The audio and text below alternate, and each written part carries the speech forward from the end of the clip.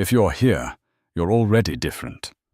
Most people never search for the reason behind their stuck life. But you? You sense something is off, a force inside you always holding you back, quietly wasting your days. That force is called procrastination, and it ruins more dreams than failure ever will. But it can be beaten. In this series, I'll give you 13 truths that can break the cycle. Don't blink, don't click away. The person you could become is on the other side of this.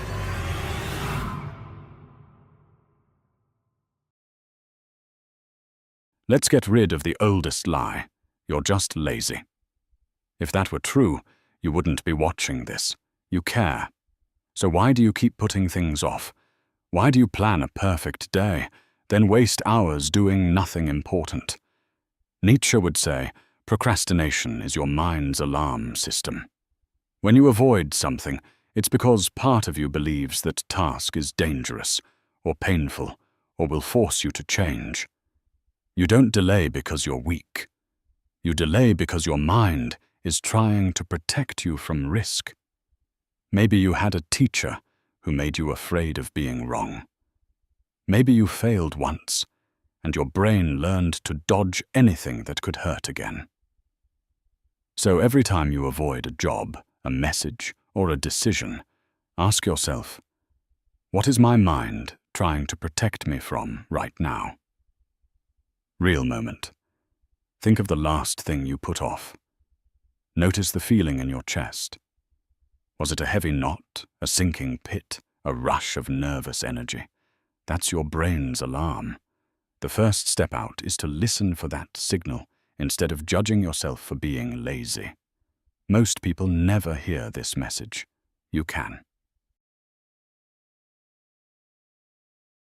Look under every delay, and you'll find fear, sometimes big, sometimes small, but always there. Fear of looking stupid, fear of failing, fear of making the wrong choice, even fear of success, because then people will expect more from you. Nietzsche taught that anything you refuse to look at will control you from the shadows. But when you bring fear into the light, it loses its bite. So try this. The next time you're avoiding something, stop for a second.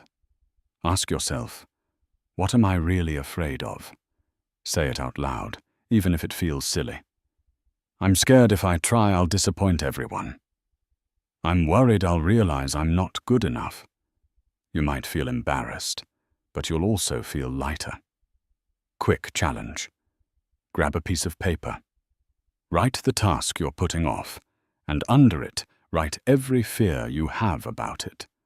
Seeing it written down makes the fear less powerful. It's no longer a shadow. It's just a sentence. Example.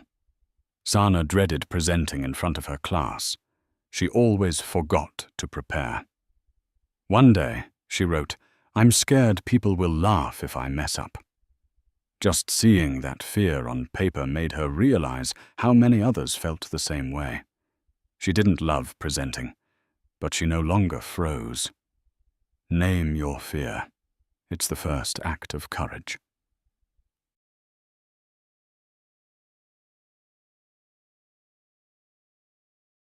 You look at your to-do list and it feels like staring up at a mountain. Finish my thesis. Get fit. Organize the house. Your mind panics, and you do nothing. But Nietzsche knew, big things are just small things stacked together. The mountain is an illusion. The move. Break your task down until the first step feels almost too easy. Write a single sentence, not the whole essay. Put your shoes on. Don't run 5 miles. Sort one drawer, not the whole house. The brain loves movement, not pressure. Once you take that micro step, it's so much easier to keep going. Real example. A guy wanted to get in shape, but gyms scared him. He started by just walking around his block every day. After a week, he started jogging for 1 minute, then 2. 3 months later, he was running 5Ks. It all started by shrinking the mountain. If the first step feels overwhelming, shrink it again. The goal is motion, not perfection.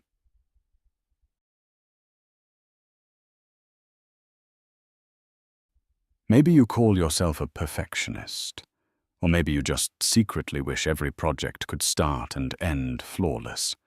That's why you never begin.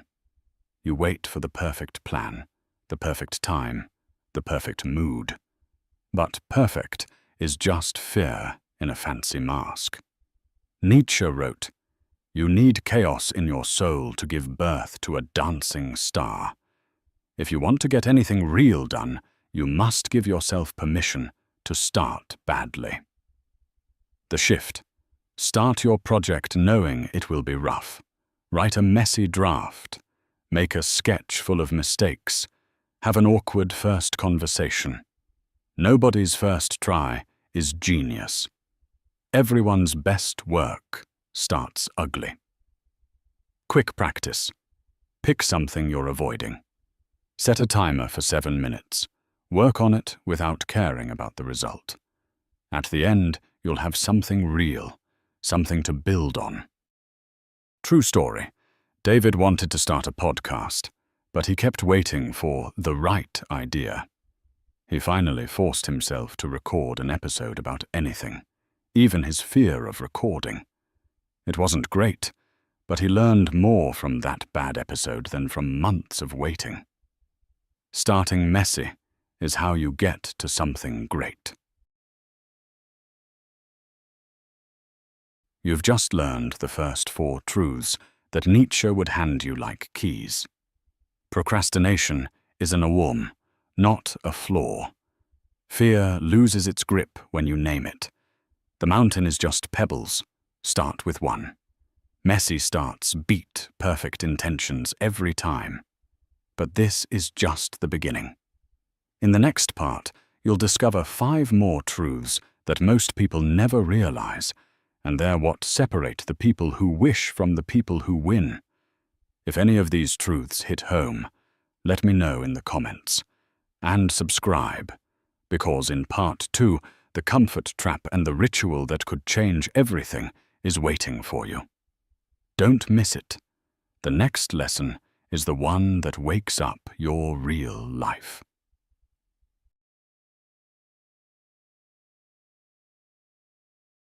Here's a hard truth. Comfort ruins more dreams than fear ever will. It's easy to settle for what's familiar, even if it's boring or miserable, because your mind loves the safety of routine. Every time you avoid a challenge and reach for comfort, Netflix, scrolling, snacks, old habits, you reinforce a tiny chain that keeps you trapped. Nietzsche would say, "Become who you are." You can't do that while you're stuck hiding under a blanket of comfort. Ask yourself, am I doing this because it matters, or just because it feels safe? Growth happens at the edge of what's comfortable. You'll never know who you could be if you never risk leaving the safety zone. Story. Maya hated her job, but stayed for years because it was easy. Only when she forced herself to apply for something harder did she realize how much she'd outgrown her old life. The lesson? If your life feels stuck, check where you're too comfortable. 6. Rituals are stronger than motivation. You wait to feel motivated. But motivation is like the weather. Here one day, gone the next. The secret is to build small rituals that anchor you, no matter your mood. Nietzsche believed in the power of simple routines, rituals that signal to your brain, "Now I begin." It could be making tea before you write, or tying your shoes before a walk, or clearing your desk before work. The ritual itself matters more than what comes after. The power of ritual is that it works even when you don't feel like it.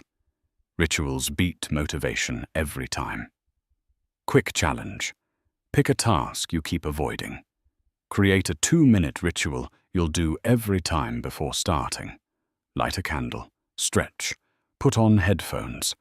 After a week, your brain will expect the ritual, and starting becomes much easier.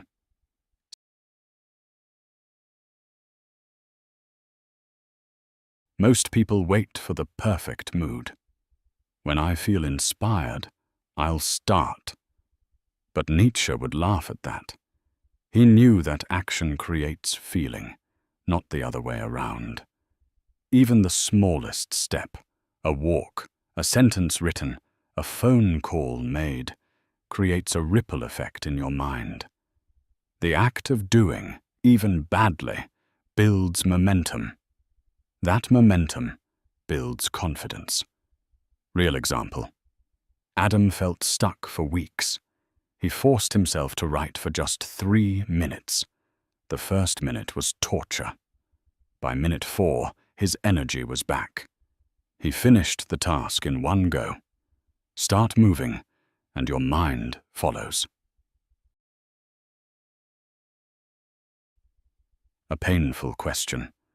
Are you procrastinating because you're chasing your own dream or someone else's? It's easy to delay what you don't actually want. Parents, teachers, even friends fill your mind with expectations.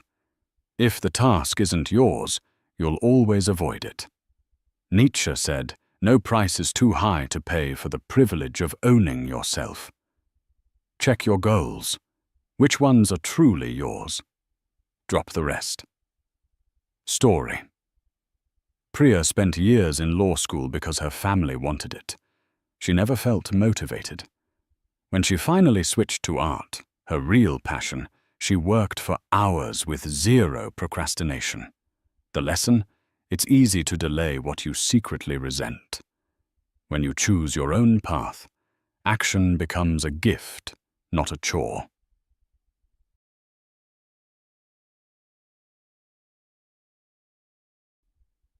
Deadlines can be powerful, but for many, they become weapons for self-attack. Set a harsh deadline, miss it, then spiral into guilt and quit entirely. Nietzsche would say, use deadlines as gentle guides. If you miss one, adjust the plan. Don't quit. Set smaller, flexible timelines. Each step counts. Real example. Emma wanted to finish her novel by summer. She missed her goal and nearly gave up. Instead, she set a smaller, weekly writing deadline. She finished her book months later, slowly but surely. Deadlines should push you, not crush you. Be kind to yourself on the way up the mountain. You've now faced 5 more truths, each one a step further from the trap of procrastination. But you're not done yet. In part 3, you'll get the final 4 truths. These are the ones about finishing what you start, forgiving your mistakes, and finally feeling free. Don't go anywhere. The next lesson is the one that finally makes everything click.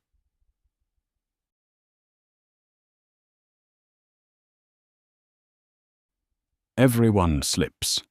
You'll miss a day, fall back into old habits, or freeze when things get tough. That's part of being human. But Nietzsche would tell you, the only failure is never starting again. Don't use one mistake as an excuse to give up. Forgive yourself, fully, quickly, and without drama. But don't let forgiveness become a free pass.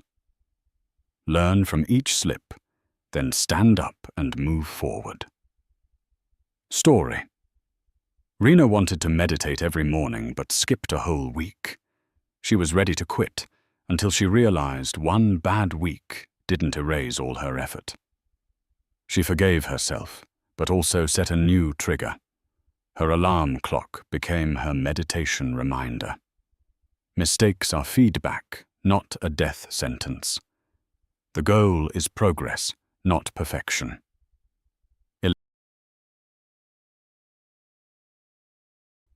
Boredom is the fuel of procrastination. But Nietzsche knew that even the hardest task gets easier if you can find one thing, just one, that sparks your curiosity. If you hate a task, ask, what's one thing about this I don't know yet? Maybe it's a tiny skill, a new technique, or a way to make it fun for yourself. Curiosity doesn't have to change the task, it just has to change your focus. Real example. Liam dreaded his accounting work. He challenged himself to find one strange fact every day. That little spark made him finish his tasks faster, and even led to a new idea for his own side hustle. Curiosity is energy. A little is all you need to turn drudgery into a game.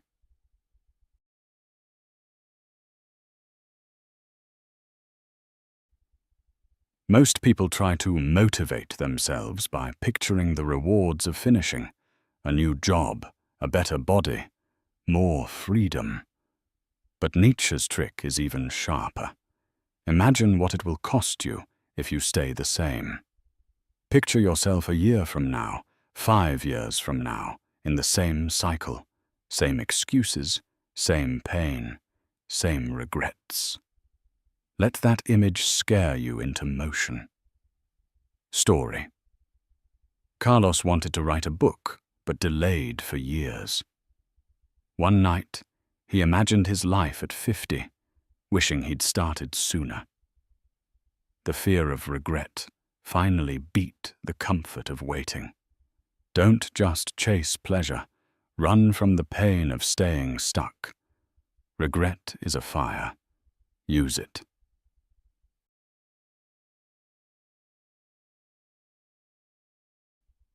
So many people never finish what they start.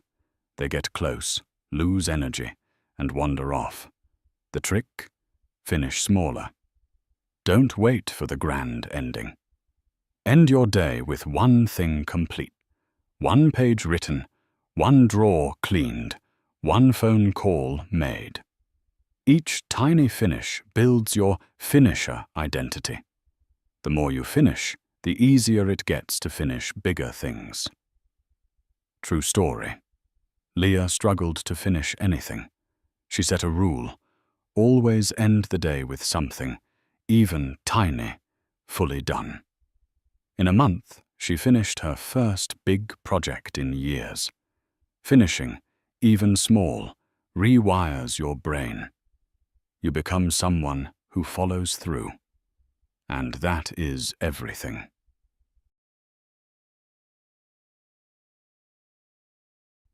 Now you know. You've faced 13 truths that most people run from their whole lives. You learned that procrastination is a signal, not a sin. That comfort is a cage, but rituals set you free. That mistakes aren't the end, and that curiosity, honesty, and small finishes change everything. But all these truths are only as powerful as the action you take. Most will nod and scroll away. But if you put even one of these into practice, your life will change, bit by bit, day by day, and then all at once. Nietzsche believed the rarest act in the world is to live your own life, wide awake, unafraid of effort, unafraid of imperfection. Don't just learn, transform. The future you want is already waiting for you. It's yours if you keep walking forward, even when it's hard, even when you want to turn back. You don't need to be perfect. You just need to begin again, and again, and again, until your new self becomes your only self. Don't let this moment slip by. This is your beginning. Nietzsche's last challenge. The 30-day procrastination rebellion. You've come this far, and that puts you in the top 1%. Most people never even notice their procrastination, let alone face it head on. But what if you could turn all 13 truths into an unbreakable habit and see change not someday, but right now? Here's Nietzsche's last challenge, a payoff for making it to the end: the 30-day rebellion. For the next 30 days, pick one area where procrastination rules your life. Each morning, remind yourself of these truths, especially the one that stings the most. Then before noon, take the smallest possible action toward your goal. Not a huge leap, just one micro step every single day. You might write a sentence, send one email, step outside for a walk, record a voice note, or face a small fear. Track your actions. Miss a day? Forgive yourself and start again. No drama. Here's the payoff. After 30 days, you'll see two things. 1. You'll have proof that change is possible for you, not just other people. 2. You'll feel your brain shifting. The voice that once whispered, "Wait," will start to whisper, "Just start." Momentum will belong to you. Real stories. People who have tried this simple rebellion report, finishing long-delayed projects, building real confidence, and most importantly, proving to themselves that they're not powerless anymore. If you do nothing else with this video, try this one challenge. Nietzsche believed life rewards the few who dare to act again and again. This is your reward for making it to the end. A new life that starts with just one step, repeated until the chain of old habits finally breaks. Your 30 days begin today.